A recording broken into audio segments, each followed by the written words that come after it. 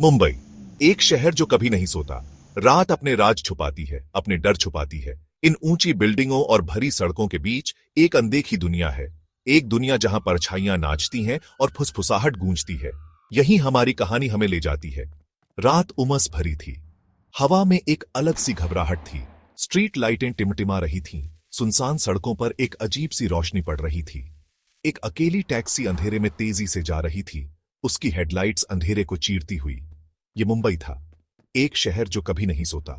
लेकिन आज रात इसकी सांसें थमी हुई थीं। कुछ अलग था। आदित्य, एक जवान पिज्जा डिलीवरी बॉय, अपनी स्कूटर पर भूलभुलैया जैसी सड़कों पर घूम रहा था। ये सड़कें उसकी जिंदगी का हिस्सा बन चुकी थीं। हर मोड़, हर गली उसे अच्छी तरह से याद थी। वो एक सपने देखने वाला लड़का था, अपने ख्यालों में खोया हुआ। अक्सर वो सोचता था कि उसकी जिंदगी में कुछ बड़ा और रोमांचक होगा, लेकिन हर दिन वही पुरानी दिनचर्या उसे वापस खींच लाती थी। उसकी जिंदगी एक रूटीन की तरह थी, बिल्कुल उस शहर की तरह जिसे वो अपना घर कहते थे। मुंबई की ये सड़कें, ये भीड़, ये शोरगुल, सब कुछ उसकी जिंदगी का हिस्सा बन चुके थे। लेकिन आज रात उसका रूटीन टूटने वाला था। आज कुछ अलग होने वाला था, कुछ ऐसा जो उसने कभी सोचा भी नहीं था। आज रात उसका सामना अनजान से होगा, एक ऐसा अनजान जो उसकी जिंदगी को हमेशा के लिए बदल देगा। आखिरी डिलीवरी, एक सीधा सा पता, एक साधारण सा काम, या मुझे ऐसा ही लगा था। लेकिन जैसे ही मैंने उस पते को देखा, मुझे कुछ अजीब सा महसूस हुआ। घड़ी में आधी रात बीत चुकी थी, सड़कें सुनसान हो चुकी थीं और एक अजीब सी खामोशी चारों ओर फैली हुई थी। आदित्य की शिफ्ट बस खत्म होने वाली थी। वो थका हुआ था, लेकिन इस आखिरी डिलीवरी को पूरा करने के लिए तैयार था। उसे क्या पता था कि यह डिलीवरी उसे एक बुरे सपने में धकेल देगी। एक ऐसा बुरा सपना जो उसकी सोच से परे था। एक ऐसा बुरा सपना जहां से कोई बच नहीं सकता। वो गली, वो अंधेरा, वो रहस्यमयी परछाई, सब कुछ उसे डराने के लिए काफी था। लेकिन आदित्य ने हिम्मत नहीं हारी। उसने अपनी स्कूटर की रफ्तार बढ़ाई और उस पते की ओर बढ़ चला, ये सोचते हुए कि शायद ये उसकी जिंदगी का सबसे बड़ा रोमांच हो। जब वो उस पते पर पहुंचा तो उसने देखा कि वो एक पुरानी जर्जर इमारत थी। इमारत की हालत देखकर ही उसे समझ में आ गया कि कुछ तो गड़बड़ है। उसने हिचकिचाते हुए इमारत के अंदर कदम रखा। चारों ओर अंधेरा था और एक अजीब सी गंध फैली हुई थी। जैसे ही वो अंदर बढ़ा, उसे अजीब अजीब सी आवाजें सुनाई देने लगी। उसकी धड़कनें तेज हो गईं, लेकिन उसने हिम्मत नहीं हारी। आखिरकार वो उस अपार्टमेंट के दरवाजे तक पहुंचा। उसने दरवाजे पर दस्तक दी और इंतजार करने लगा कि कोई दरवाजा खोले। दरवाजा धीरे धीरे खुला और एक रहस्यमयी शख्स दरवाजे पर खड़ा था। आदित्य ने अपनी डिलीवरी का पैकेट उसे थमाया, लेकिन उसके मन में सवालों का तूफान चल रहा था। उसने जल्दी से इमारत से बाहर निकलने का फैसला किया, लेकिन उस रात की घटना ने उसकी जिंदगी को हमेशा के लिए बदल दिया। वो जानता था कि अब उसकी जिंदगी पहले जैसी नहीं रहेगी। आदित्य अपनी स्कूटर पर वापस सवार हुआ और शहर की रोशनी में खो गया, लेकिन उसके मन में वो रात हमेशा के लिए बस गई थी। पता उसे एक सुनसान गली में ले गया। स्ट्रीट लाइटें बंद थीं, चारों ओर अंधेरा छाया हुआ था।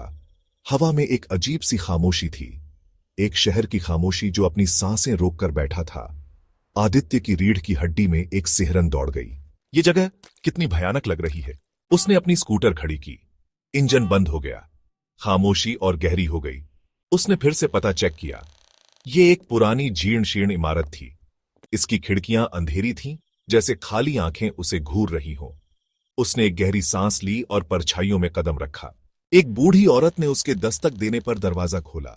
उसका चेहरा परछाइयों में ढका हुआ था। उसकी आंखें अंधेरे में चमक रही थीं।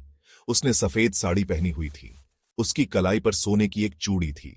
उसकी आवाज एक कर्कश फुसफुसाहट थी। तुम्हें इस समय यहां नहीं होना चाहिए जवान आदमी। इस गली में राज दबे हुए हैं, ऐसे राज जिन्हें उजागर नहीं करना चाहिए। उसके शब्द हवा में लटक गए, एक अनकहे अर्थ के साथ। आदित्य के पेट में बेचैनी की एक गांठ सी कस गई। वो वहां से जाना चाहता था, अभी। वो जल्दी से वापस भागा। उसका दिल जोर से धड़क रहा था। हर कदम के साथ उसे ऐसा लग रहा था जैसे कोई उसके पीछे पीछे आ रहा हो। उसकी सांसें तेज हो रही थीं और उसके कानों में सिर्फ उसके दिल की धड़कन की आवाज गूंज रही थी। उसे अपनी पीठ पर नजरें महसूस हो रही थीं। उसने पीछे मुड़कर देखने की हिम्मत नहीं की। हर बार जब वह मुड़ने की कोशिश करता तो उसे लगता कि कोई छाया उसके और करीब आ रही है। उसकी आंखों में डर साफ झलक रहा था और उसकी उंगलियां स्कूटर की चाबी को कसकर पकड़ रही थीं। गली कभी खत्म ना होने वाली लग रही थी। हर मोड़ पर उसे ऐसा लगता कि वह किसी भयानक भूल भुलैया में फंस गया है। आखिरकार वो अपनी स्कूटर तक पहुंच गया। उसने जल्दी से स्कूटर पर बैठकर इंजन स्टार्ट करने की कोशिश की, लेकिन उसके हाथ कांप रहे थे। उसने इंजन स्टार्ट किया। खामोशी में आवाज एक दहाड़ की तरह थी। वह तेजी से चला गया। जैसे ही स्कूटर आगे बढ़ा, उसे लगा कि वह उस खौफनाक जगह से दूर जा रहा है, लेकिन उसका दिल अभी भी तेजी से धड़क रहा था। वो ये एहसास नहीं भूला पा रहा था कि कोई उसका पीछा कर रहा है।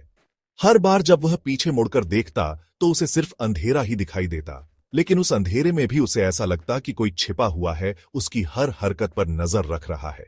जैसे जैसे वो आगे बढ़ता गया, ये एहसास और भी मजबूत होता गया। उसने अपने कंधे पर नजर डाली। कुछ नहीं, लेकिन वो अभी भी इसे महसूस कर सकता था। उसकी आंखें हर कोने को स्कैन कर रही थीं, हर छाया को देख रही थीं, लेकिन उसे कुछ भी साफ नहीं दिख रहा था। पीछे पड़े होने का वह चुभन भरा एहसास। वह जितना तेज चलता, उतना ही वह एहसास और गहरा होता जाता। उसे ऐसा लग रहा था कि वह किसी अदृश्य दुश्मन से भाग रहा है, जो हर कदम पर उसके करीब आ रहा है। उसने अपनी स्कूटर और तेज कर दी, उस अनदेखे खौफ से बचने के लिए जो उससे चिपका हुआ था। उसकी आंखें सड़क पर थीं, लेकिन उसका दिमाग उस खौफनाक एहसास से भरा हुआ था। उसे ऐसा लग रहा था कि वह जितना तेज चलेगा, उतना ही वह उस डर से दूर जा सकेगा। लेकिन वह जानता था कि यह इतना आसान नहीं होगा। उस रात की खामोशी में उसकी स्कूटर की आवाज गूंज रही थी और उसके दिल की धड़कनें उसके कानों में गूंज रही थीं। वह जानता था कि उसे इस खौफ से लड़ना होगा, चाहे वह कितना भी तेज क्यों न चले। उसका फोन बजा। रात के सन्नाटे में उस फोन की आवाज और भी डरावनी लग रही थी।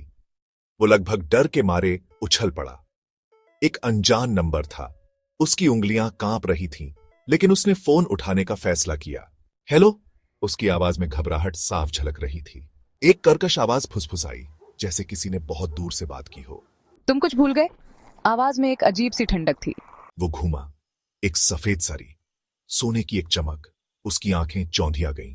फिर वो गायब हो गई। उसने फोन पटक दिया। उसकी सांसें तेज हो गईं। उसका दिल जोर से धड़क रहा था, जैसे किसी ने उसके सीने में एक बम रख दिया हो। उसे यहां से जाना था, लेकिन कहां? उसके दिमाग में हजारों सवाल घूम रहे थे। मुझे यहां से जाना होगा, अभी। उसकी आवाज में एक अजीब सी हड़बड़ाहट थी। वो ऐसे भागा जैसे उसमें कोई आत्मा आ गई हो। उसके कदमों की आवाज रात के सन्नाटे में गूंज रही थी। शहर की बत्तियां रंगों की लकीरों में धुंधली हो गईं। हर चीज एक धुंधली परछाई की तरह लग रही थी। हवा उसके कानों में चीख रही थी, जैसे कोई उसे पुकार रहा हो। लेकिन डर उसके दिल को थामे हुए एक ठंडा हाथ था। उसकी हिम्मत जवाब दे रही थी। वो इससे आगे नहीं भाग सकता था। उसकी सांसें उखड़ रही थीं। वो इससे बच नहीं सकता था। हर तरफ अंधेरा था और वो खुद को फंसा हुआ महसूस कर रहा था। उसकी आंखों में डर और निराशा थी। उसने घुटनों के बल बैठकर अपना सिर हाथों में थाम लिया। उसकी आंखों से आंसू बहने लगे। वो समझ नहीं पा रहा था कि ये सब क्या हो रहा है और क्यों हो रहा है। उसने जमीन पर पड़े फोन की तरफ देखा। स्क्रीन टूट चुकी थी और चारों तरफ सन्नाटा था। वो जानता था कि ये रात उसकी जिंदगी की सबसे भयानक रात थी। लेकिन फिर उसने धीरे धीरे खड़ा होना शुरू किया। उसकी आंखों में एक नई चमक थी। वो अब डर से भागने वाला नहीं था। उसने फैसला कर लिया था कि वो इस डर का सामना करेगा। वो अंधेरे में चल पड़ा, अपने डर का सामना करने के लिए तैयार। उसकी चाल में अब एक नया आत्मविश्वास था। वो जानता था कि उसे अब पीछे मुड़कर नहीं देखना है। वो अपने अपार्टमेंट बिल्डिंग पहुंचा। उसने जल्दी जल्दी अपनी चाबियां निकाली। उसके हाथ कांप रहे थे। उसने अपने पीछे दरवाजा जोर से बंद कर लिया। वो दीवार से सट गया, हांफने लगा। वो सुरक्षित था। वो घर पर था, या उसे ऐसा ही लगा। आखिरकार सुरक्षित। उसने लाइट जलाई। उसका कलेजा उसके मुंह को आ गया। वहां उसकी कॉफी टेबल पर एक सफेद गुलाब पड़ा था। इसकी पंखुड़ियां लाल रंग से सनी हुई थीं। उसके पास सोने की एक चूड़ी पड़ी थी। वो लड़खड़ा कर पीछे हट गया। उसका खून जम गया। वो सुरक्षित नहीं था। वो अकेला नहीं था। अगली सुबह आदित्य गायब था। उसका अपार्टमेंट खाली था। गुलाब और चूड़ी भी गायब थी। बस एक डर का एहसास बाकी था। शहर एक बार फिर सन्न रह गया। इसने खौफ देखा था। इसने एक और आत्मा को निगल लिया था। पुलिस ने तलाशी ली, उन्होंने पूछताछ की, उन्हें कुछ नहीं मिला। आदित्य बिना किसी निशान के गायब हो गया था। वो शहर की भीड़ में खोया हुआ एक और चेहरा था। रात में एक और फुसफुसाहट, परछाइयों में छिपे अनदेखे आतंक का एक और शिकार। मुंबई में जिंदगी चलती रही। जो शहर कभी नहीं सोता, वो पहले ही आदित्य को भूल चुका था। लेकिन उस सुनसान गली की परछाइयों में कुछ हलचल हुई। चांदनी में एक सफेद साड़ी झिलमिलाई, सोने की एक चूड़ी चमकी, औरत मुस्कुराई।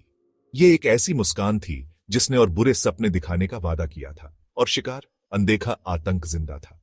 धीरे से लगभग एक फुसफुसाहट में, और बुरे सपने और शिकार, अनदेखा आतंक जिंदा था।